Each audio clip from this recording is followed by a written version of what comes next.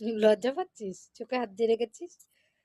সবার কাছে বলে দেবো অনেক বড় ছেলে, সাগরিক এখনো চুষু খায়, এখনো বেস্ট ফিডিং করে, ভাত খায় না, তাই লজ্জা পাচ্ছে। সাগনিক লজ্জা পাচ্ছে, সবাই জেনে যাবে বড় ছেলে চুষু খাচ্ছে।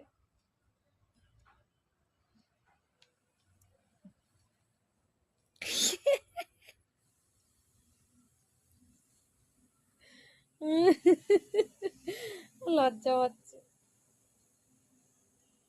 না, লজ্জা পেতে হবে না, সবাই জানে তুমি ছোট এখনো, সবাই জানে। ওই দেখো কে এসেছে।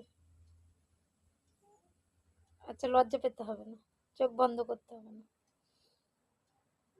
কি লজ্জা, তাহলে লজ্জা থেকে ভাত খাবি তো? হ্যাঁ, এত লজ্জা ভাত খাবি? Hello guys, like comment share করে দিও, সাপোর্ট করে দিও, ঠিক আছে?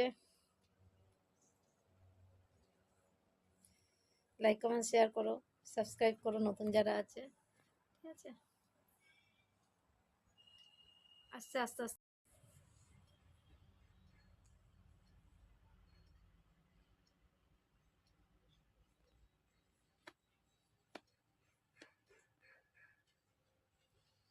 প্রচন্ড ঠান্ডা, প্রচন্ড ঠান্ডা, প্রচন্ড।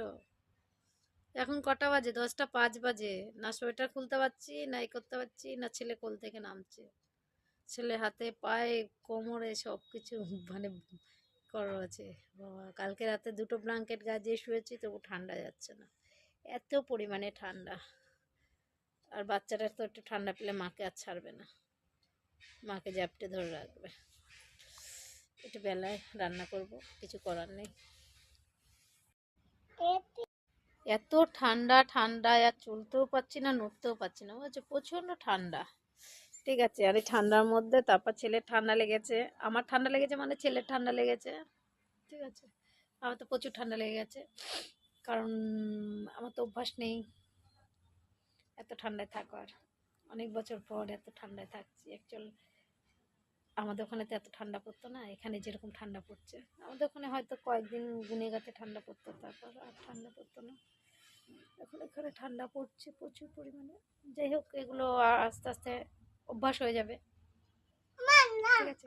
ভিডিওটি ভালো লাগলে সবাই লাইক কমেন্ট শেয়ার করে দিও, নতুনরা একটু সাবস্ক্রাইব করে পাশে থেকো।